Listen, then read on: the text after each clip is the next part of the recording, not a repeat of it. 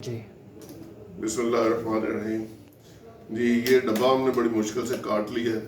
अब इसमें से जो हमारे भाई ने पैसे भेजे वो हमने ये निकाल लिए, इनको इकट्ठा करके गिन के इसकी हम रसीद बना लेंगे और उनको भेज देंगे।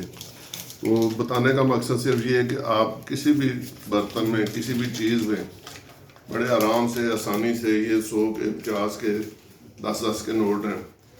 आपको अगर रोज़ का अगर आप 10 रुपये भी इकट्ठे करें तो एक महीने में 300 रुपया बन जाता है।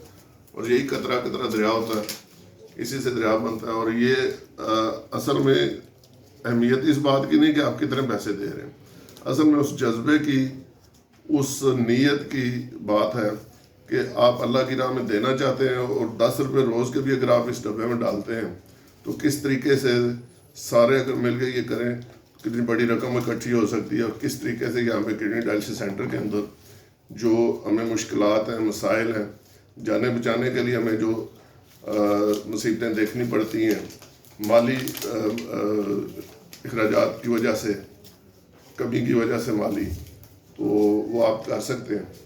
आप सबसे अपील है कि इस तरीके से ये पैसे इकट्ठे करके अल्लाह को राज़ी करें, अल्लाह के साथ तिजारत करें।